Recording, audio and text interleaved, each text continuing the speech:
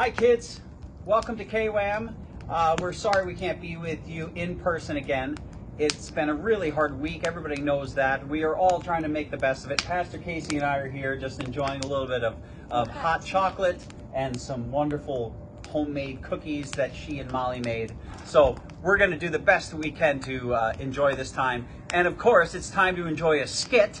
So here we go, skit, skit, skit, skit.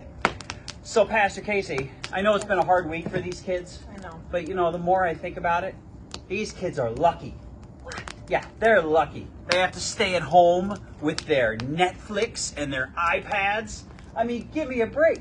When we were kids and we had to stay home, we didn't have iPads or Netflix or anything. The only pad that I had was a pad of paper. And the only thing I ever got to do with it was write on it 1,000 times, I will not pull my sister's hair. I will not pull my sister's hair. Oh, these guys are lucky. You had a sister? You were lucky. I only had a brother. And when we would go on road trips, he always made me play this game called Couch. Couch, what's that? Well, it's where someone lays down in the back seat and the other person sits on them. They sit on the couch. And guess who was always the couch? Who? Me. Oh. That's what we did on road trips. Wow. Well, you were lucky. You got to play games on road trips. Mm-hmm. We didn't even have roads. I had no roads where we lived. It was a dense forest. All it had was trees and thorns and muddy paths, and all we could do was walk on these muddy paths and get our shoes all full of mud. Oh, you were lucky. No, you were lucky. You had shoes. We didn't even have shoes. The closest we got to shoes was a shoebox that my entire family had to live in. And the aunts and uncles and grandpas and grandmas.